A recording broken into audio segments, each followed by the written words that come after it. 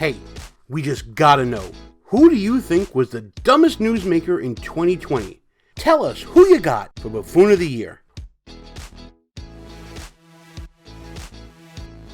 We are literally bombarded by media on a daily basis. Sometimes it's informative, but mostly it's a lot of talking heads just spouting off a whole lot of rhetoric. The worst offenders are the hypocrites, the fake news pushers, and the agenda gymnasts. And these were the top media buffoons of 2020.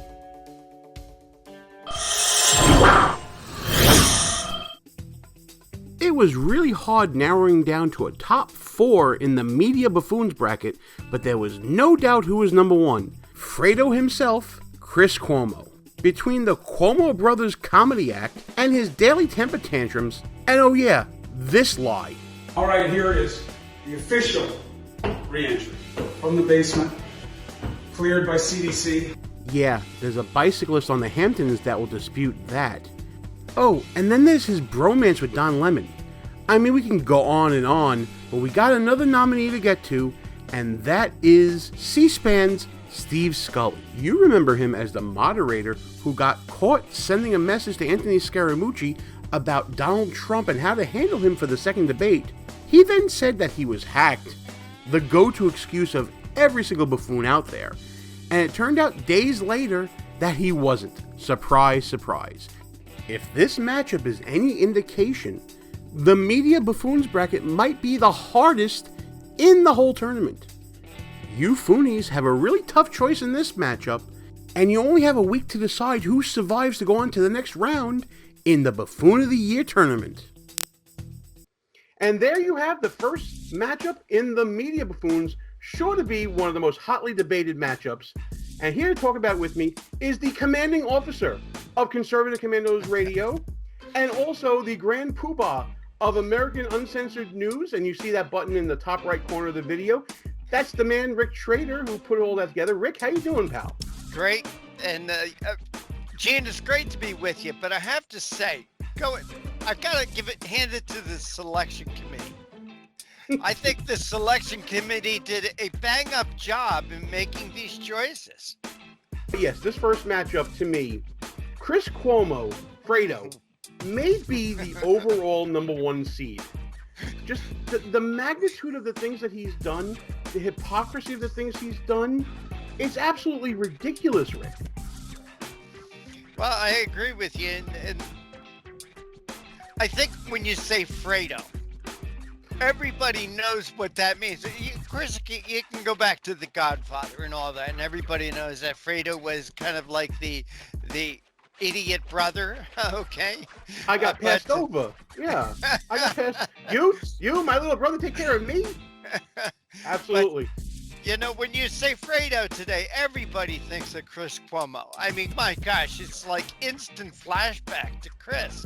I mean, what can you say?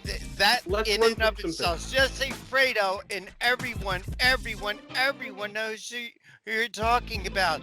That and the brother that had the fraud flu, as I call it, the Wuhan flu. Some other people call it COVID-19, but my gosh, great selection. Well, let's go through some of the craziness. First of all, you touched on it already. He contracted COVID-19, the Kung flu, whatever you want to call it. And he goes into quarantine, right? And then, next thing you know, he's out in the Hamptons, out here by me where I live, no mask on, out in the open, not in quarantine, looking at some development of a property that he has, gets into a fight with a bicyclist, and then has the nerve to say that he emerged from quarantine in a grand video on CNN. Does he not know that we read other news other than CNN? Well, maybe he's counting on the rest of us being as dumb or as ill-informed as his audience. Of course, there's not a lot of his audience, is there, Gene? I mean, CNN is not doing that great. For CNN, it's a good audience. For the rest of cable news, it's like this. Not so much. Not so much. But then, throughout COVID, you have, his show. I don't even know what the name of his show is. I called it the Cuomo Brothers Comedy Hour. where he would have his brother come on. His brother, who is, in my opinion, showed no leadership during COVID-19, during the pandemic, during lockdowns, is actually responsible for the deaths of thousands of New Yorkers. And they're on there joking about what size swab he put up his nose. It's absolutely, it's criminal. Forget about buffoonish. That's just simply criminal. But meanwhile, tough guy Chris wants to be hard on everybody else that comes on his show that expresses a contrary point of view. But his brother, he's got prop comedy. Well, I think Chris tries to match up to his brother. All right, just like Fredo in the Corleone family. He keeps trying to keep up with Andrew. This latest thing, I mean, the hypocrisy of Chris Cuomo doesn't end there. This is a man who had 12 months of buffoonery. He didn't just have like a short spurt, like we'll talk about with Steve Scully in a second. He had 12 months of buffoonery because then, after all the sanctimony on his show about COVID-19, taking it seriously and wear a mask, and him preaching to us and claiming to have the moral high ground, he then gets a letter from his own building saying, "We're going to report you for not wearing a mask. Your brother created the rule." But this is, again, rules for thee, none for me mentality that you get from the ruling Democrats in the People's Republic of New York. Well, not only in the People's Republic of New York, you could say the same thing. The buffoonery does not stop at the Hudson River, Gene. Steve Scully, C-SPAN. First of all, he gets picked by this debate commission. And I don't even know how they decided to pick him. He was a former Joe Biden intern. And he gets picked for this commission to moderate a debate involving his former employer, for lack of a better word. How? And you don't turn it down. So automatically, you're starting off shady with me, right? Yes. And then you get this tweet that comes out to Anthony Scaramucci, of all people. Because, when I want to talk about how to handle Donald Trump, I go to Anthony Scaramucci. Anyway, and Scaramucci responds back, and this becomes this major controversy over this debate. Forget out, is it happening, isn't it happening? And then he comes out with the Anthony Weiner of excuses. I was hacked. Did you ever believe that? No, Gene, that's everybody's excuse every time whether they do get drunk, they say something stupid, they do something even more stupid, they get on Twitter and tweet it out. I mean, for the world to see, and then they got to come up with an excuse. Well, they can't go to the truth and say, look, I was drunk, I said something I shouldn't have said. No, they got to make up a lie. They make up a lie that he was hacked. Definitely belonged on this list. But that really is the buffoon excuse of all time. Anthony Weiner tried it, didn't work, and Anthony Weiner became Buffoon of the Year a couple of years back. Joy Reid tried it, didn't work, but Steve Scully it's going to work for. But his boss at C-SPAN bought it. They put out letters in support of him saying that he was, and of course, surprise, surprise, he wasn't. He comes out and he admits it after he realizes, I've kind of painted myself into a corner here, and so he has to do the walk of shame. Well, Gene, this is what liberals do. For instance, socialism hasn't worked anywhere in the world it's been tried, but their brand of socialism is going to work here, right? So maybe he thought, well, their lies no one believed their lies about being hacked, but they'll believe my lie. Surely they'll believe my lie. Well, it just didn't work, Steve. He used up his own personal capital and staked his reputation on a lie. Yes. And that's absolute buffoonery. I think he might have been the only journalist to have been punished for getting caught with an untruth. And in a field where every single person pretty much tells untruths, for him to be the one to be singled out with punishment, that's also a badge of buffoonery to me. You got caught, and you got caught really badly. So that's Gene, why he's here. Very good of you for picking up on that. Very good of you to pick up. I mean, it's kind of what I do. I mean, This is my little niche I'm trying to develop, you know? I got to come up with these little nuggets here and there. I love it. But, I love it. but now the time has come between two very credible buffoons. Mhm. Who you got? Oh, I'll take Cuomo. You got to take Cuomo. I mean, Scully, not a lot of people even knew the name Steve Scully before all that happened with the debate commission and he was hacked and whatever. So, you know, Cuomo for day in and day out buffoonery gets it for me. Well, you know, I tend to agree, but I want to take the argument that you just made and turn it against you a little bit. Okay. Nobody knew who Steve Scully was. That just goes to show you the magnitude of the buffoonery in question here. Chris Cuomo's an everyday buffoon. He's kind of sailing along singing the song throughout the whole year. And it takes something really colossally idiotic to make the list.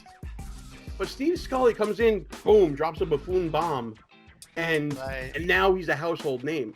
So that argument could be made, but I'm a mark for Chris Cuomo. I can't stand the guy. So, of course, personally, I'm going to be voting for him, but I can understand those of you out there, Foonies out there, who can pick Steve Scully. Well, Gene, let me give you an out on this one to make it easier for you to say Cuomo. You know, I know you're a baseball fan. Unfortunately, it's a Mets fan. I'm a Phillies fan, diehard Phillies fan. You know, each and every month they have a player of the month, but the player of the month doesn't necessarily turn out to be the MVP. So I think that Scully was the buffoon of the month, all right, but you got to give it to Cuomo for being the buffoon of the year. Absolutely. We're going to leave it right there. And now we're going to reveal the competition for these two buttes on the other side of the bracket. And here they are right now. Time to reveal the second matchup in the Media Buffoon bracket. When it comes to Media Buffoons, it's hard to deny the resume of Don Lemon in 2020. From mocking Donald Trump's cognitive test and then failing it himself on air, to trying to talk over Terry Crews, to his burn-it-down mentality when it came to Judge Amy Coney Barrett's nomination, to stupid conversations with Fredo, Don Lemon really put in the work for his number 2 seed. But if you want to talk about buffoonish blunders in media, you gotta talk about Fox News' Chris Wallace. I mean, the debate between Donald Trump and Joe Biden that he moderated is possibly the worst moderation in the history of presidential debates. So the question to Foonies is a simple one. What makes for a stronger buffoon? A body of work that lasts throughout the year, or one epically bombastic display of buffoonery? You only have a week to decide who goes on in the Buffoon of the Year tournament. And you thought the first matchups were tough. Now we're talking about something even closer, in my opinion. The number 2 seed, Don Lemon, versus the number 3 seed, Fox News' Chris Wallace. And everybody is saying, wow, you actually put a Fox News person. This is buffoonery, people. We're not worried about party affiliation or anybody's sacred cows here. If you're dumb, you're dumb. And we're going to get into some really dumb people, starting with Don Lemon. Rick Trader, tell me what you think about Don Lemon. I mean, the segment's short. The segment's short. Yeah, I'm at a little disadvantage with you, Gene, because as Chris Cuomo is your Krypton. All right, Don Lemon is for me. I can't stand this guy, and if I'm channel surfing, if I see him, I can't get past that channel fast enough. I mean, I cannot stand this guy. So I'm a little bit of a disadvantage here. So fill me in on some of the buffoon things he has done and said. Well, listen, I appreciate you communicating your personal bias on this one. Something that Don Lemon will never do, by the way, on his own show. He'll always pass off his opinion as being gospel and being straight down the middle. But let's talk about what Don Lemon's done in the past year. And I'm just going to pick out some nuggets here and there. We can start with the cognitive test that he was making fun with Donald Trump. Remember Donald Trump had an interview talking about he would take a cognitive test and trying to compare himself to Joe Biden. And Don Lemon brought out this cognitive test, and there were some animals on there you had to memorize, and he couldn't memorize the animals. And he got called out by Chris Cuomo. So one buffoon calling out the other. Then you have his run-in with Terry Crews. Terry Crews talking about Black Lives Matter and how to deal with racial inequality in America. And all Don Lemon is doing is black-splaining over Terry Crews. And he's doing it in a very bad way. Terry Crews had the disadvantage of not having a strong mic, so he got railroaded, and Don Lemon was not a good look. Then we can also talk about what happened after Justice Amy Coney Barrett, after she was confirmed. He took on this mentality of let's burn down the whole system, let's pack the court, let's get rid of the Electoral College, let's just basically get rid of everything that every American institution that Democrats can't win, let's just get rid of it. And, you know, I don't want to bring up his drunken New Year's Eves and things like that, but if you want to throw that in, you can throw that in as well. And that daily interaction with Chris Cuomo makes you want to vomit. So, again, this is one of those 12-month buffoons that we talked about. Well, you know, Gene, if winning the Buffoon of the Year award would mean a one-way ticket permanently out of the country, you know what? I'm pulling for Don Lemon on it. Oh, I would. I mean, if only we had that sort of power. Just vote him off the island, right? Oh, okay. Guys. You know, Don Lemon, go back away with Don Lemon before he went to CNN. He was one of the news anchors in Philadelphia, all right, which by my comment about the Phillies, you might think that I have a link to Philadelphia, being born there, you know, the city of brotherly love, where our birthplace was founded, where our country was founded. All right, well, I was born there, so, you know, I have an appreciation for the city of Philadelphia. Not so much at the present, but you can understand where I'm coming from. Anyway, he was one of the news anchors there, and I couldn't stand him. And then, he left Philadelphia. I thought, hooray, hoorah! And now he's on CNN. So again, by winning the Buffoon of the Year award means that we can rid our lives of Don Lemon while he would get it. Unfortunately, as you said, we don't have that power. Well, here's the power we do have, and as the show grows, hopefully we'll see that. The whole point of pointing out these buffoons is to maybe get some corrective behavior going. Maybe the next generation of newscasters will see Don Lemon and see him as a cautionary tale if enough of us keep calling him out on it. And the same thing can be said with Chris Wallace. Chris Wallace, the straight-laced newsman who, you know, was also picked for a debate between the presidential candidates. And the man looked lost. He couldn't control the circus, basically. He was inept. He was unprepared. He was joking with Joe Biden during the debate about Trump. How in the world is that supposed to be fair and balanced, if I may coin a phrase or steal a phrase, I should say, from Fox News?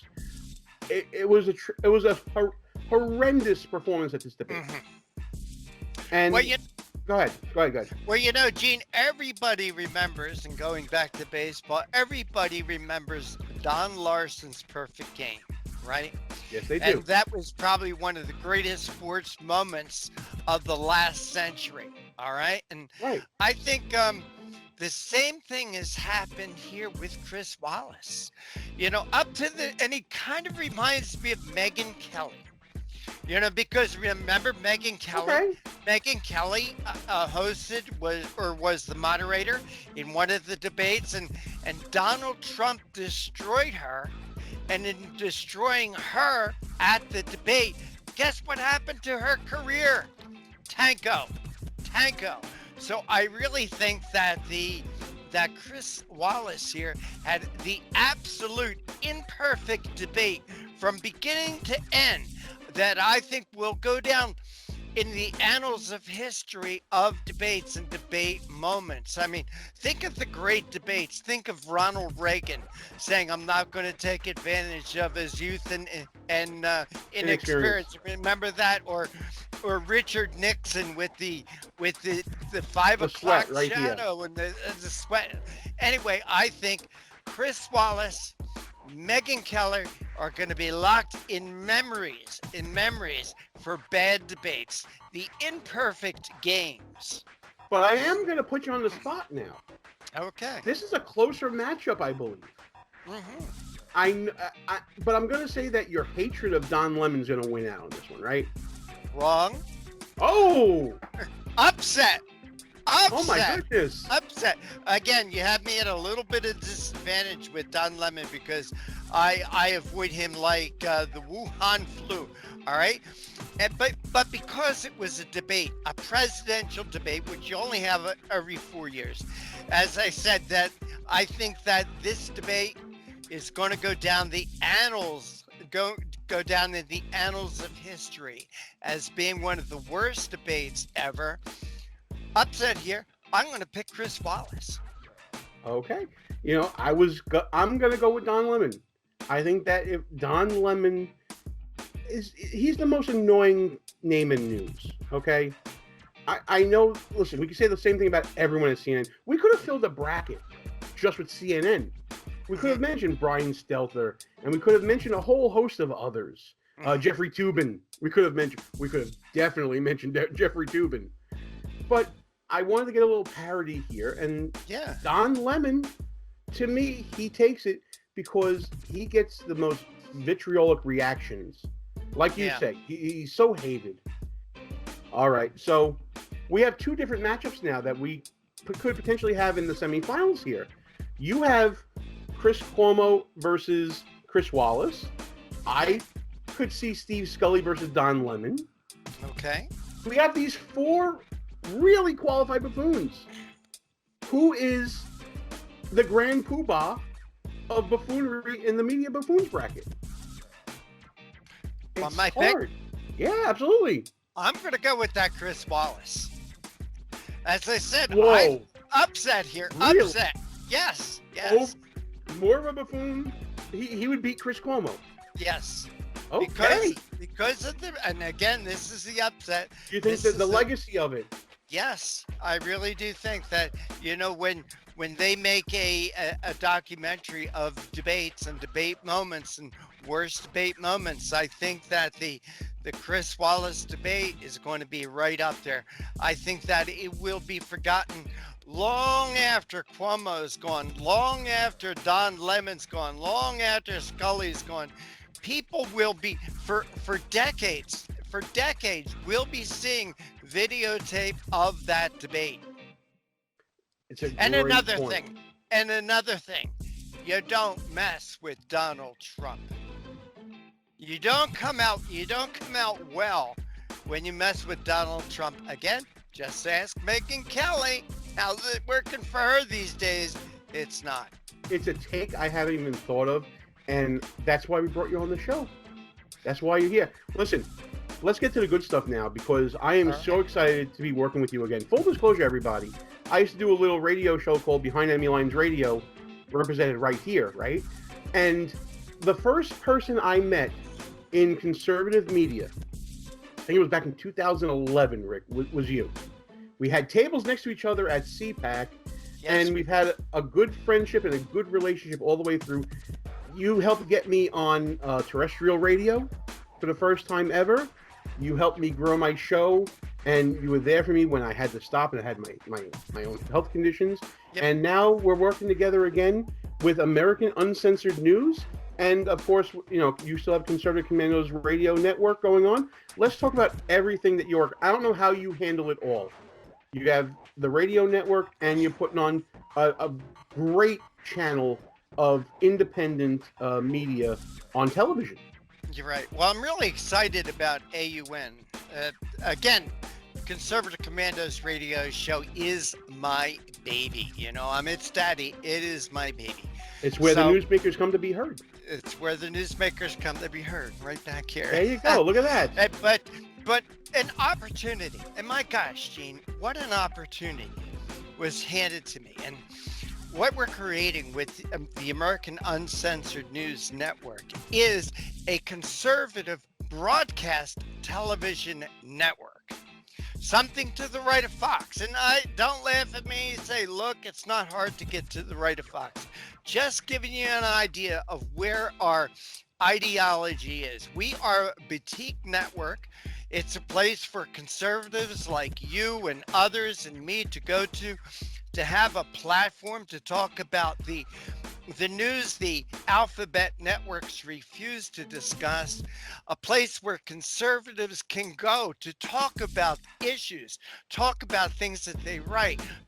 We want a platform that conservatives can go to express their views, their opinions, a place where conservatives can go to hear those views and opinions. You can check out American Uncensored News on Roku TV. If you have a Roku device, look up American Uncensored News, download the channel, and you get all that great content on demand. Rick Trader. Gene, let me also add 2 other things. We do have our own YouTube channel now also. Oh, fantastic. That in addition to Roku, we have YouTube for people who can't or don't get Roku. Everybody can get YouTube. We have the YouTube channel. Just look for American Uncensored News. That's up on YouTube. It's in the channel store. And our website. AUN-TV.com, AUN-TV.com, and check out the website for the Conservative Commandos radio show at ccrshow.com. That's ccrshow.com. Gene, it's great. This has been fun. This really has been fun. It's so much fun. I really appreciate you coming on, giving your insight. And folks, again, AUN-TV.com, ccrshow.com. Check out everything Rick Trader does. You won't find a better man in the conservative movement. Rick Trader, thanks a lot. And folks, after a quick little break here, we're going to come back. It's time to get wild with the wild card bracket. Right here, Buffoon of the Year, we're going to keep on rolling. Okay, Foonies, we told you about a contest we're going to be running, and here's the deal. We set up a full bracket at bracketfights.com. Go there, fill it out, share it with us, and you'll be in the running for a prize pack from Less Government, More Fun. It's literally that simple. How to share it with us? Well, you can send it to us on any of our social media, whether it be Facebook, Twitter, Parler. You see it scrolling by on the screen. Find us there, share it with us, and you'll be in the running for a prize pack from Less Government, More Fun. And now it's time to vote. Head on over to buffoonoftheweek.com and cast your ballots. Also, leave a comment below this video and tell us who you got. And don't forget to fill out those bracket fight brackets and send them to us. And then come back next week to see the results. We will have a whole lot of nominees to talk about, but only one's going to be Buffoon of the Year.